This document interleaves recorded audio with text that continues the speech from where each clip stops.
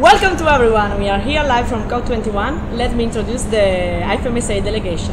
I'm Betta and I'm from Italy. She's Line and she's from Denmark. Then we have Alice from Australia, Sam from Panama, and Skanky from Tunisia. And then we have Anne-Lou from Quebec and Kit from Canada.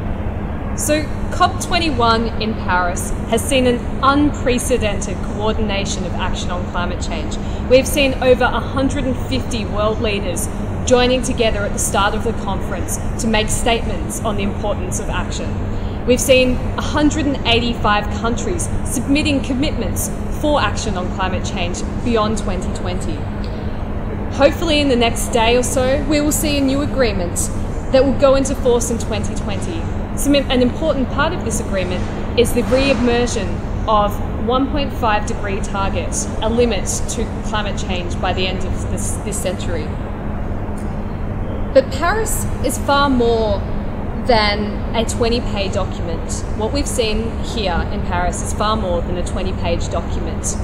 Over the last couple of years, we've seen a momentum that has never been seen before in the climate change movement.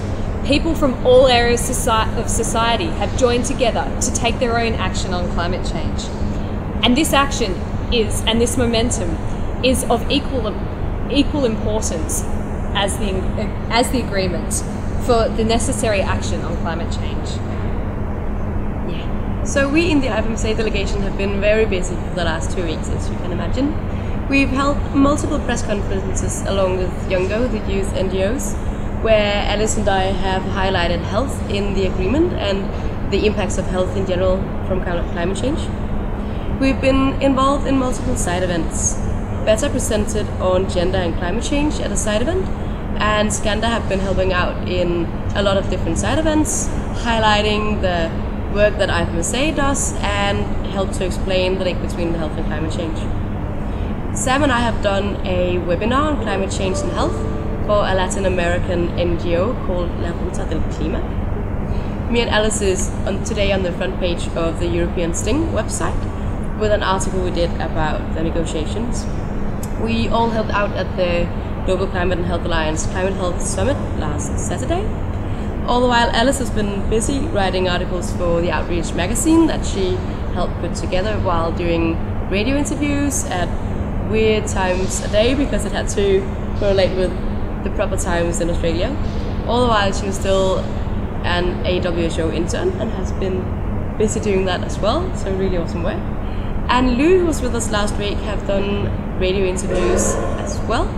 And Kit, who just went home a few hours ago, have written a lot of different articles and helped out with Youngo interventions, so his work have been read aloud in plenary. And while juggling all of these different tasks, we've all been busy lobbying with negotiators, trying to convince them of the importance of including health in the agreement. So as you can see, IFMSA has been very active in this topic and is still going to be for the next years to come. We have just approved in our last General Assembly a bunch of new programs, including the program of environment and health. And so within it, we hope to be able to gather all of your activities within your NMOs together. We are also very excited about one specific project in manual and climate change for training for students that we did for the WHO, which is going to be out soon, so stay tuned for news on that. And we are also, of course, going to keep following the negotiations and trying to make sure not just that health included, but that all the community of health workers joins us in this very important call.